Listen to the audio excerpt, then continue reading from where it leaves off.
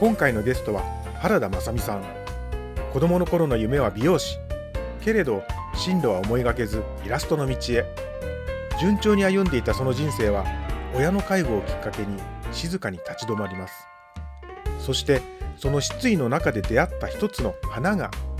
再び彼女の人生を描き始めます。線の向こうにその人がいるスケッチトークス。こんにちは、今泉春之です。イラストレーターのエージェントとして広告や出版の現場でたくさんの絵と人に出会ってきました。この番組ではそんな私が気になるクリエイターをお迎えして、その人となりや制作の舞台裏をゆるりとご紹介していきます。どのチャンネルかわからなくなる前にチャンネル登録と面白かったらいいねボタンをお願いします。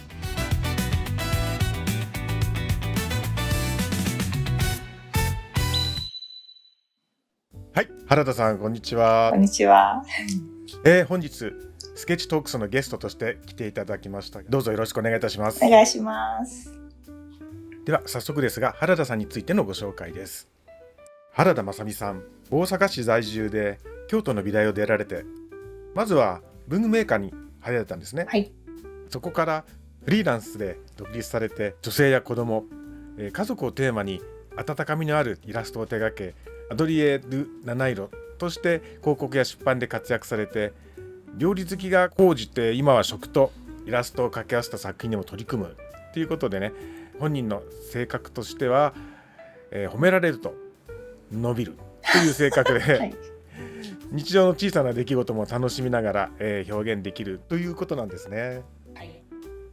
まず最初にメニューとしてお聞きしたい項目がこちらです。はい、原田雅美の書く、作る、生きると題して、はい、素性を知る、始まりの風景、そして仕事と趣味の表現でできること、これからの展望と素顔という3つでお話をできればと思っています。まずは動画をご覧の皆さんへ原田さんから、ご挨拶と自己紹介をお願いしたいと思います。はい、イラストレーターの原田雅美です。大阪出身で、さっきもご紹介いただいたんですけど、京都の美術短大に行って、その後文具メーカーで9年ほどキャラクターデザイナーをやってまして、その退職後フリーランスになって出版、広告、パッケージ、教科書とか冊子とかウェブとかそういう媒体でイラストの方を提供させていただいている感じです。ではイラストを描き始めたきっかけっていうのを教えていただけますか？はい、もともと高校2年生から美大の進学に向けてデッサンの練習を始めたのが最初なんですけど、でそれから美術の短期大学に入学して、卒業してすぐ文具メーカーの方に入社して、そこで9年間キャラクターデザイナーをやってました。会社ではずっと本当にちっちゃな子供向けのキャラクターを描いてたんですけど、結構私は独創的というか、会社的には本当に誰が見ても可愛い二頭身の動物のキャラクターだったりっていうのが主流だったんですけど、結構ちょっと外れたキャラクターを描きたいタイプだったんで、実はちょっと昔の商品ちょっとだけ持ってるんですけど、こんな変なキャラクターがあったりとか、これプロフィール帳ってわかりますか？これ昔同級生に配って、その個人情報を書いてもらうっていうようなやつを作ったりとかして、本当にだいぶ癖のあるキャラクターをこういうのもすごい好きで、ちょっと癖のあるやつを。会社的にはあれですね、二頭身の本当にマスコットキャラみたいな可愛い動物のっていうのがメインだったんですけど。なるほどね。はい、そこにちょっと尖ったタッチを持った原田さんが入ってきて。そうなんですよ。あとなんかちょっとやっぱり私は違ってたというか、ちょっとその中でも大人向けのキャラクターも描きたくって、またさっきと全然違うんですけど、こういうちょっとシンプルでなんか大人の女性に受けそうなのも、これも結構人気が後から出てシリーズ化してもらったりとかして、それはなんかおしゃれな感じですよね。そうなんです。すごいお気に入りで、そうなんですよ。そんな感じでやってたので、会社の中だけで求められる絵じゃない、こう自分の描きたいものを描きたくなってきたので、そこでなんか初めて個展をやったりとか、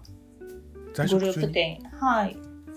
会社員の時にやったりとかし始めてから、徐々にちょっとイラストレーターっていうのを意識し始めて、それから退職してすぐフリーになって活動したっていう感じですね。会社もさっきの大胆なタッチのがありましたけれども、はいはい、プロフィール帳とかよくねあれを作って商品化してくれましたよね。そうなんです。本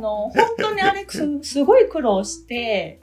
何度も落ちては出し落ちては出しを繰り返してやっと採用になったっていうぐらい自分の一押しのキャラクターだったんですよ。なるほど、はい、キャラクターはもう毎月毎月も何十個も新しいのを考えて、それをアンテナショップで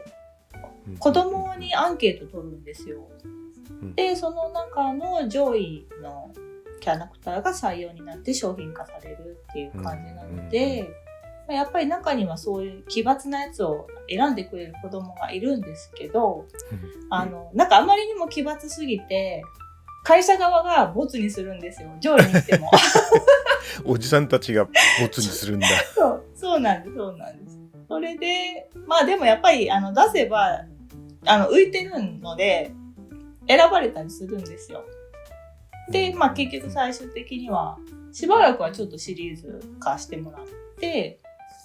いろいろ商品も作ってもらったりしたんですけど、結構思い入れのあるキャラクターで。会社的にはやっぱり物を作ってしまった以上売らなきゃいけないし、余っちゃいけないっていうのはあるから、こういう新しいものを出す時のリスクっていうのはありますよね。そうなんですよ。その原田さんの情熱に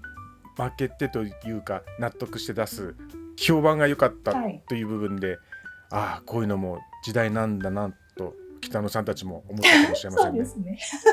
はい。またその尖ったキャラクターからのもう一つあるおしゃれなタッチ、あちらはヨーロッパ的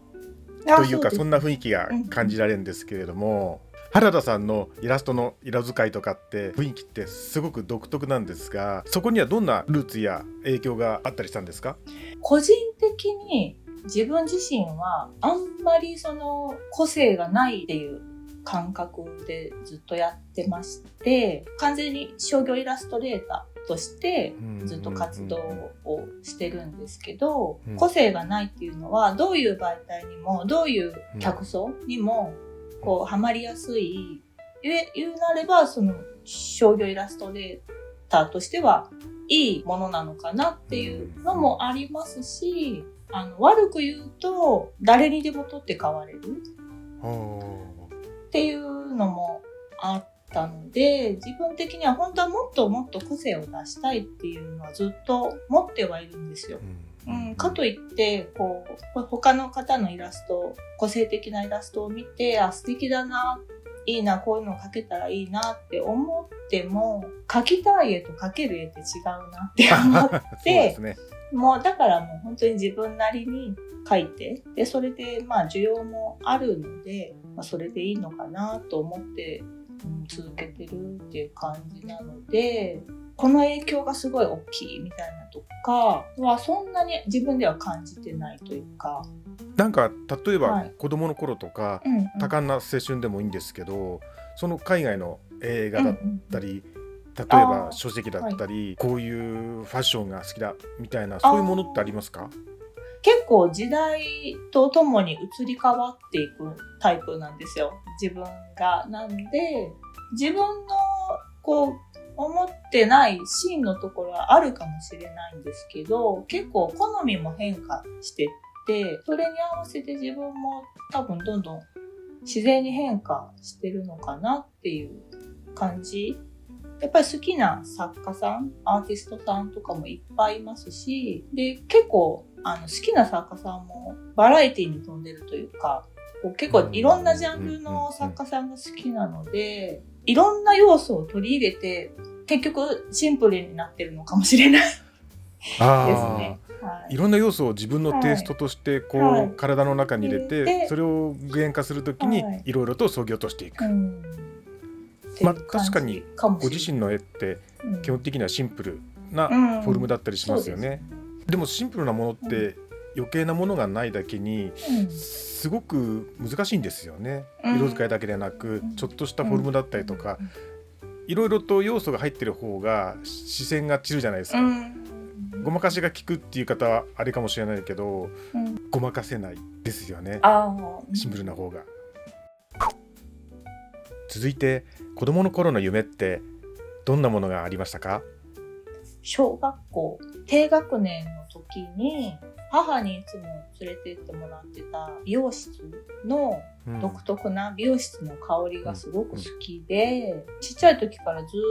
と高校2年生まで美容師になることしかずっと考えてなかったので、でも本当に美容師の専門学校行って美容師になる理想しかなかったんですけど、高校2年生の時に急に母に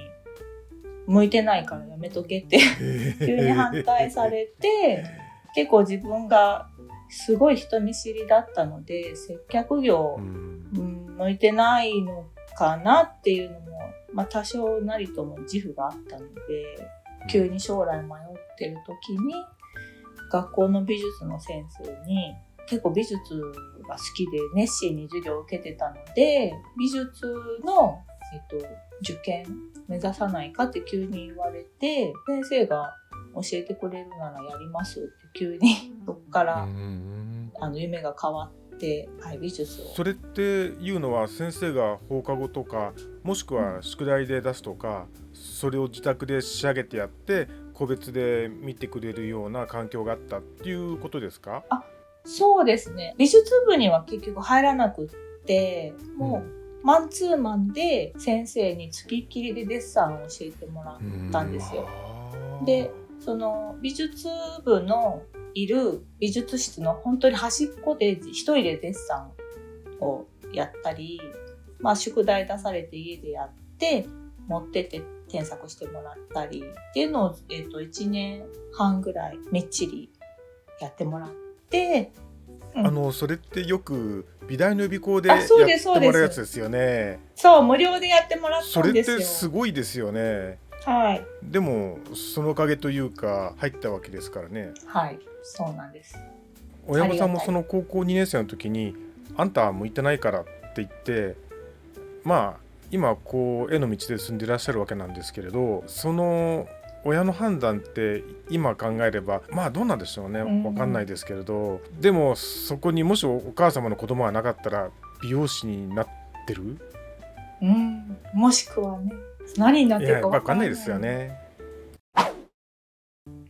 最近ハマっている日常の小さな習慣とか何かあったりしますか？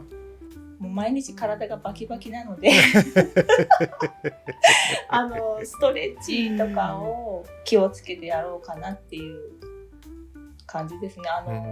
多分同業の方は多いと思うんですけど、やっぱり首を痛めるんですよ。こうなってますからね。そうですよ。パソコン見ながら書いてるとか、多分手書きでもそうなんですけど、こう下向いたり、まっすぐなり、ずっと同じ姿勢で同じ作業を続けるので、肩こりだったり、首もすごいストレートネックなんですけど、やっぱそういう体のメンテナンスにちょっと気を使わないといけない年齢になってきたので、その辺は YouTube でストレッチ動画とかいっぱい探して見ながらやったりとかしてます。そっか、結構いろんなものありますから、すごいあります。ストレッチとか、腰痛体操とか、ありますあります。体の面って大事ですよね。大事ですね。結構体力いるんですよね。ずっと座って集中するのって、動く体力とは全然違うんですけど、やっぱり疲れると集中力が持たないので、気を使わないとなと思いつつ、はい、趣味でやってる絵と仕事の絵って違うじゃないですか、趣味はどっちかっていうと自分の心を解放する好きなものっていう部分で、ストレスみたいなものはだいぶ違うと思うんですよね。クライアントワークっていうのはいろんな条件の中でどう表現するかとか、いろいろ考えながら取り組みっていうのはやっぱりどうしてもあるから、それを集中するには体がちゃんとしてないと集中できないってことですよね。続いては表現の広がりとして活動の幅とか仕事と趣味の交差点というところでお話を伺えればと思っています。これまでイラストの仕事をやってきた中で特にその印象に残っている案件とかエピソードみたいなものをお聞きしたいなと思ってるんですけれども。ミュージカルアニーのパンフレットの仕事をしたことがあって、もう結構前なんですけど、有名な舞台なので、はい、そのアニーは有名ですからね。そうですね、はい、そのパンフレットのイラストを手掛けれたっていうのは、すごいなんかいい経験ができたなって、いいお仕事できたなっていうのはすごいあったんですけど、ご依頼くださったデザイナーさんがすごくいい方で、その後プライベートで旅行に行ったりとか、食事にもちょくちょく行ったりとか、仕事関係なくずっとお付き合いがあって、こうなんですけど、栃木かな？栃木？益子ってわかりますか？わかります、わかります。益子焼きの益子ですよね。そうです。益子陶器市に連れてってもらったんですけど、そのデザイナーさんが魯山人が好きで、その魯山人についてすっごいいろんなことを教えてくださってがきっかけで、なんかもともと好きだったんですけど、器がもっと好きになって、器に興味を持ったのがきっかけで、多分その素敵な器にどう美味しそうな料理を盛り付けるかみたいなのにこだわり始めたのが、なんかそれきっかけだったのかなっていうの今思えば。器に絵を描くとかじゃないんですね。器に料理を盛る方なんですね。はい、素敵な器に素敵な料理を素敵に盛り付けるっていうこだわりを持ち始めたのがそれきっかけかなっていうのがあって、料理がだから今も好きなのは器先行だったかなっていう感じもありつつ、ご自身の絵を見てみると初期の頃と少しずつ作風が変わってきてると思うんですけれども、時代とともにどういう変化っていうものがご自分の中にあったりするんですか？そうですね。結構そのイラストレーターとして活動を始める時にあえてタッチを作ろうと思ってすごい作ったんですよ。もう一つ一つ目のパーツから鼻から口から顔の形からで線の太さから一つ一つ自分のタッチっていうものを作り上げて、でそれから仕事が来るようになってずっとやっていくうちに、なんかやっぱり長く描いてると自然に変わってくるんですよ。人から見るとそんなに変わってないって言われるんですけど、自分の中ではなんかどんどん長く続けていくと自然にタッチも変わってきて、なんか時々ふと立ち止まってなんかちょっと変えたいなっていう時がたまに何年かに一回来るんですよ。なんか飽きるのかな、自分のタッチにわかんないんですけど、仕事の依頼でこれは私なのかなみたいな仕事がたまに来るんですよ。私でいいのかなみたいな仕事が来るんですけど、できる範囲でできる限り対応させていただくと、なんかそこでちょっと違うタッチが生まれたりとか、割り切ってやる場合もありますし、そういうのを積み重ねてまたなんかタッチに変化が生まれたりとか、変わってきたのかなっていう。仕事が自分を育てていく部分ってあるじゃないですか、はい、そこでやっぱり大きな変化があったりとか、小さな変化が少しずつ自分の進化に伝わっていくということがあったりしますね。今料理とかおはぎ作りを始めたっていうね話を聞いているんですけれども、いつぐらいから始めたのと、あと料理免許調理師なんか免許を持ってるっていうのを聞いたんですけど、調理師とか立派な免許資格ではないんですけど、30代半ばぐらいに持ってる資格が運転免許証しかないなと思って多いですよね、何にもそういうの。そうですね。で、何か資格取れないかなってふと思った時に、家庭料理技能検定っていうのを知ったんですよ。初めて聞き調ました。理師ほどは難しくないですし、フードコーディネーターとか、やっぱりそれなりの勉強を積まないと取れない資格よりかは、基礎をやればっていうので挑戦してみようかなと思って、3級なんで取れる人が7割ぐらいいる試験なんで、そんなに難しくはなかったんですけど、なんか大人になって初めて試験勉強をするっていう体験がすごく新鮮で、なんでその料理の野菜の切り方の基本からイチョウ切りとか短冊切り千切りとかの練習をひたすらして、であとはちゃんと栄養素の勉強も一通りやってなんとか合格してっていう。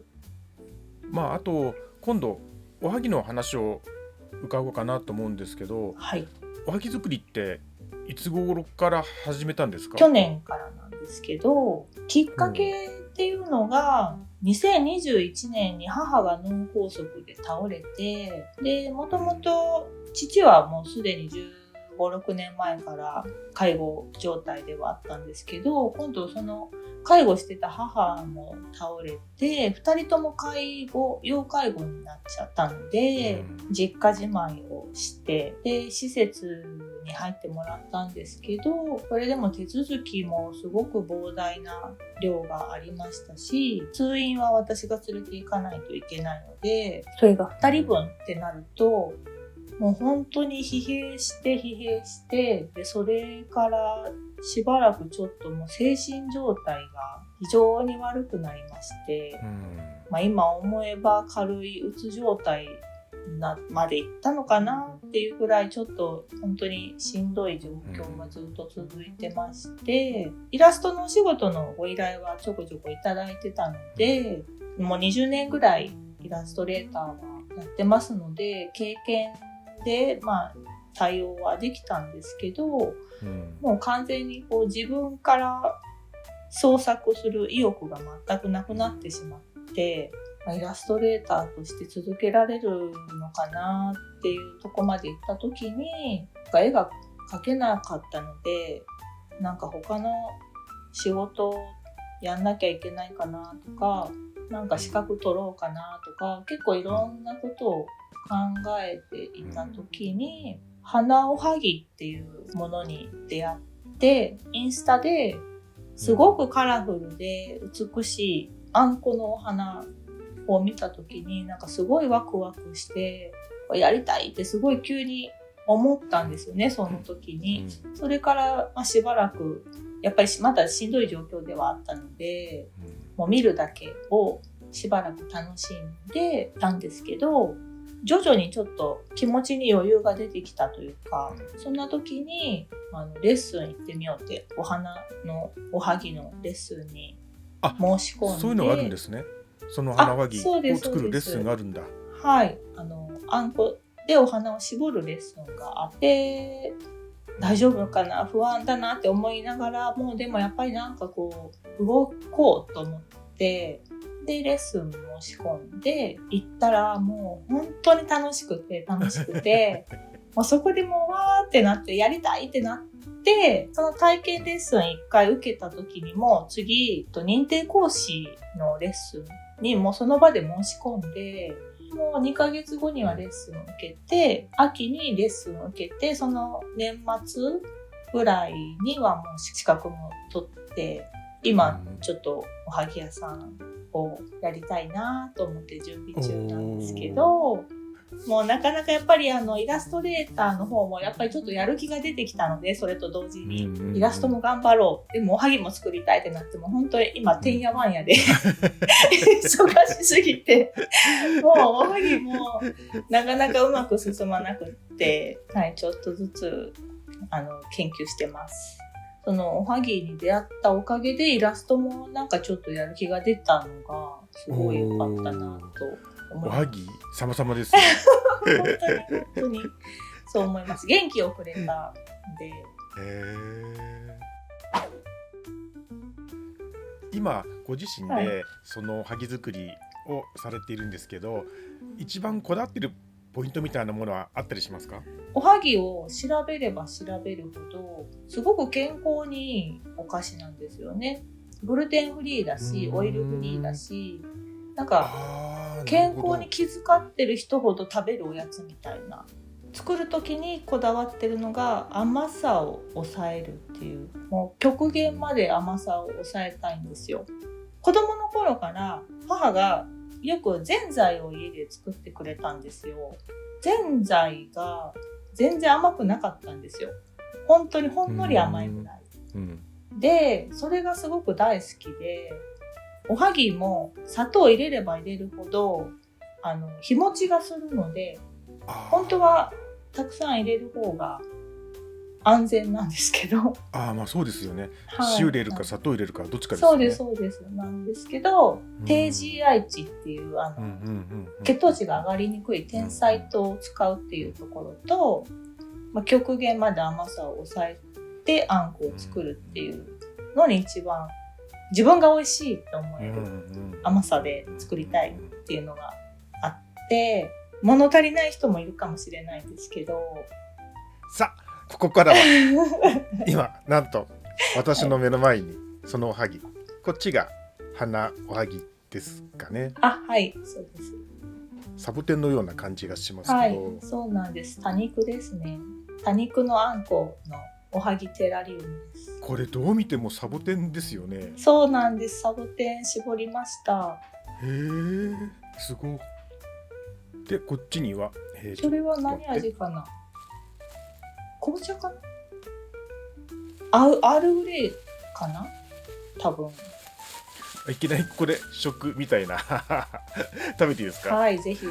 食べてください。いただいてみたいと思いますいただきます。はい。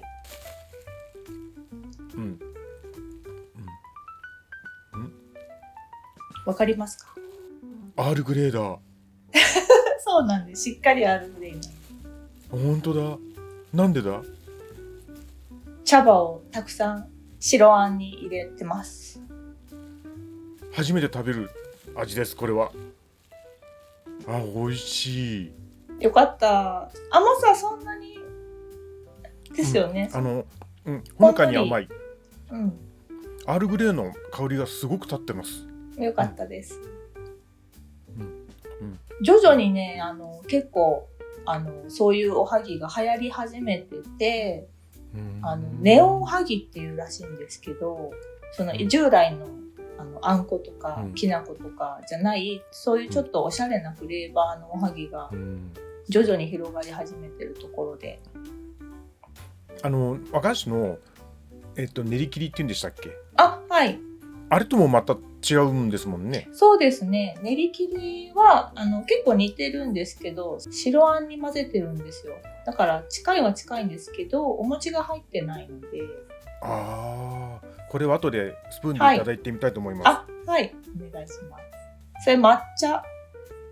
と何だったかな、カシスかな。ピンクはカシスで、緑が抹茶ですね。これ本当に植物ですよ。はい。サイズ的にこれ何センチだ？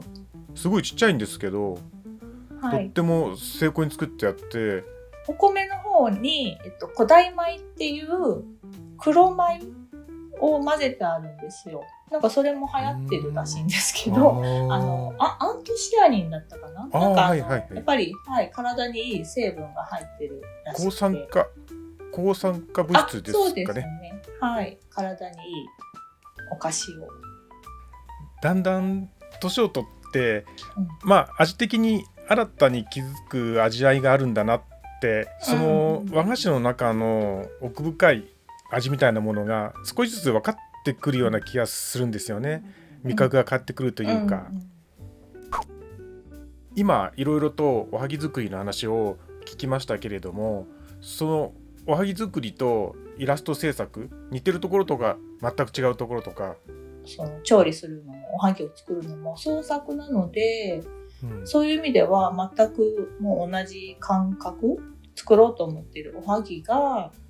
やっぱりいろんなフレーバーがあったり、その形にこだわったりとか、色にこだわったりとかっていう部分が本当にアートな世界にすごく近いので、今そのお花おはぎっていうのを習って作ろうとは思ってるんですけど、その自分のオリジナルの手法とかも今後は何か考えていったりとか、なんでそのおはぎアーティストとしてもそうかなんかできないかなっていう構想というか考えようとは思ってます。プリントじゃなくて直接絵を描きたいです、おはぎに。まだやってないのでどこまで表現できるかはわからないんですけど、おはぎとイラストでこうコラボする手法というかやりたいことが、個展の場所でおはぎの販売かレッスンをやりたいです。いいですねそれ。お花絞りのレッスンの講師ができるので続いては人となりの素顔ということで、ご自身のこれからの展望とか、あとはご自身の遊び心とか、そういうところも含めて素顔の方再びお話を伺えればと思っています。ご自身の性格を一言で表すとどういう感じですか？人から言われるのはなんでそんなに自信ないのとか真面目すぎるとか結構言われるんですよ。思い起こせば父がすごく真面目な人だったんですよね。なんか本当にクソ真面目みたいな人間だったので、その血を引いてんだろうなってもう最近はすごい思います。実はもうこんな金髪ですけど意外と真面目っていう、はい、適度にラフな人って見てていいなって思いますね。思います。きっと楽なんだろうなって思って。なんでそれがなんかイラストにも結構出がちというか、丸は丸に描きたいし、まっすぐの線はまっすぐ引いちゃうので、なんかやっぱりちょっとデフォルメが上手な方に憧れます。なるほど。でも結構ご自身でもデフォルメされてシンプルだったりしますけどね。はい、努力です。なるほど、はい、努力があれにつながるわけですね。そうなんです。今ご自身の中でやってみたいけどまだ挑戦してないことってありますか？英会話をしたいです。英会話に憧れます。なんか英語が話せたらいいのになってずっと思うんですけど、やっぱりちょっと勉強が苦手なので、なかなか難しいですね。全然やったこともないんですけど、そのイラストレーターさんの中には海外のお仕事もされてる方もいらっしゃるじゃないですか。で、今はその翻訳が誰でも簡単にできるので、きっとやろうと思ったらできるかもしれないんですけど、こう理解ができてないっていうので、やっぱり抵抗があるんですよね、すごく。だいたいこう英語のスパムメールはたくさん来るんですけど、これいつ本物が来るかもわからないみたいなのもあるじゃないですか。はい、ありますあります。今はスパムメールばっかりなんですけど、はい、そういう時にやっぱりちょっとでも知識があるのとないのでは違いますし、やっぱりね、今外国の方がいっぱい日本に来てらっしゃるのに全然コミュニケーション取れないのももったいない気もしますし、今アプリで英会話を学べるっていうのがあったりするんで、ああいうのでもいいかもしれませんよ。やってるけどね、覚えられないですよ。私もう2年ぐらいやってるんですけど、もう全然ダメです。そうですか？そんなことないですよ。全く覚えられない。毎日やってるわけですよね。でももうちょっとずつだし、ダメですね。難しいですね。5年後の自分にこうメッセージを送るとしたら、どんな言葉をかけてみたいですか？真面目すぎるがゆえに無理しちゃったりとか、結構自分を追い込みがちなんですよね。なんで、もうちょっと肩の力抜けようみたいな。あともうちょっと自信持ってって、もうそれはもう5年後に限らずずっと自分に、言い聞かせたいですね。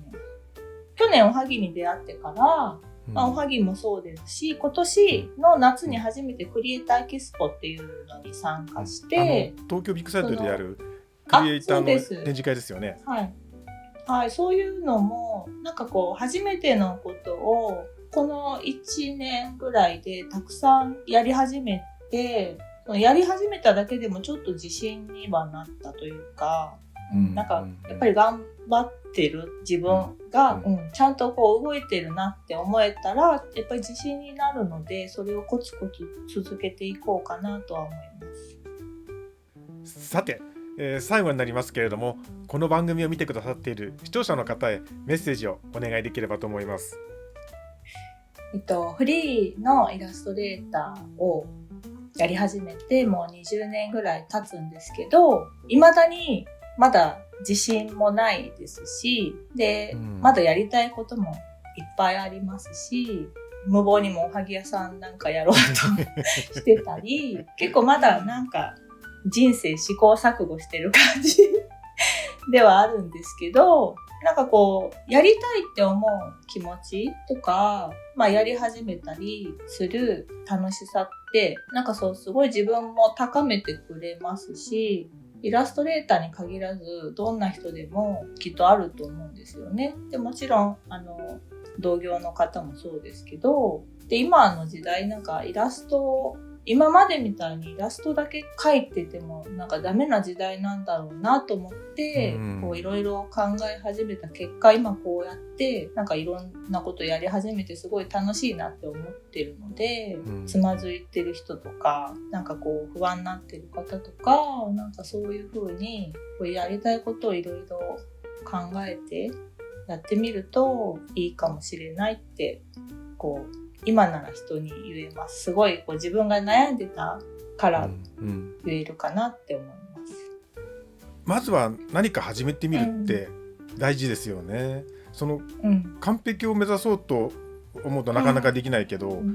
小規模でもいいし、ちょっと失敗してもいいかなっていうスタンスで始めると、多分背負ってるものも軽くできるんじゃないかなって思いますよね。なんでおはぎ買ってくださいおはぎ売ったら買ってくださいっていうのを言っときます概要欄にご自身のインスタのリンクを貼っておきますので、ぜひ皆さんご覧になってみてください。今日は原田さんをいろいろと知ることができました。ありがとうございました。今後ともどうぞよろしくお願いいたします。ありがとうございます。またよろしくお願いします。イラストの世界をもっと面白く、スケッチトークスではそんな出会いをお届けしています。チャンネル登録をして次回もぜひご一緒に。